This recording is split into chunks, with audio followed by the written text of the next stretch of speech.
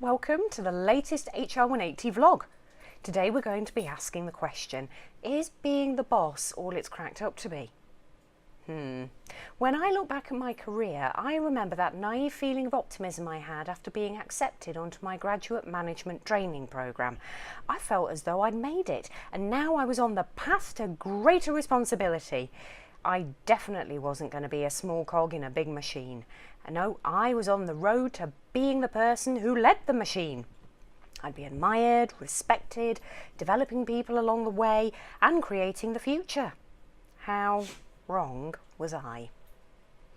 So, not wanting to sound cynical and jaded, here's the perception versus the reality lowdown on how being the boss can really suck. The buck stops with you, good and bad. Accountability is great, and whilst it can be held jointly by a team, someone's ultimately accountable for that team's performance. Congratulations, that person's you! You also have to make the hard decisions, including cancelling Christmas and sacking the office mum. You've probably grumbled yourself in the past about that boss who called people into work on bank holidays or suddenly let the sweetest person in the office go home early, even though it was their birthday and their child is in hospital. How could you, by the way? Now you're that boss, and the team are giving you the cold shoulder as you've done the office equivalent of killing Bambi's mother. Shame on you. What they can't see is the chronic poor performance and the fact she Snapchatted her boobs to the MD.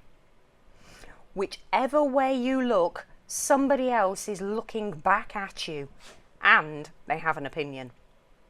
People will talk about you. Those beneath you, they're going to have you as the pie and pint chatter, whilst those above you will talk about you in their offices. Feeling paranoid? You should be. Your Marmite. Well, not really, of course, but everyone will like you. Not everyone will like you. Hopefully enough people will be on board with your style and respect you or your actions. You need to be a chameleon who is permanently perched against a very loud 1970s wallpaper. Okay, so not really a chameleon, but being a boss does mean trying to find your style and adapt it to different situations.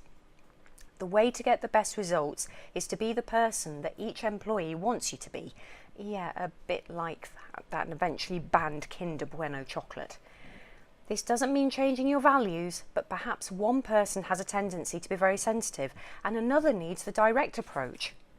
In any event, this is sure to give you a headache and require you to know yourself very, very well. If your leadership style's a bit maverick, your team always becomes the problem one. You might be getting results and have a happy team, but other teams don't like working with you or your team as they just don't get you. You have to deal with the office moaners. Before, you could just ignore the moaner if you wanted to. Now, not only do they come and moan at you, other people come and moan to you about them.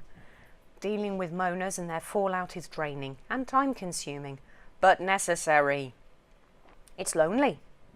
Making the switch from being part of the team to managing the team can mean certain friendships and alliances have to be sacrificed.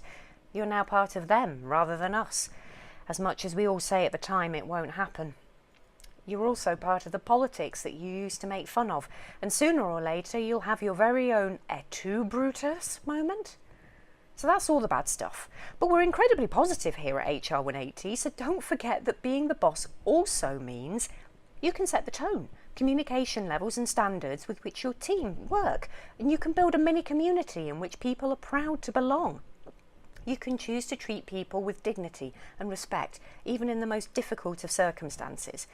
You can give recognition and praise and make sure that your team feel properly valued. And you can help people to reach their full potential by providing feedback, mentoring and support. You can create a safe place for learning lessons and also failing. And that's it. Thanks as usual for watching, and see you soon.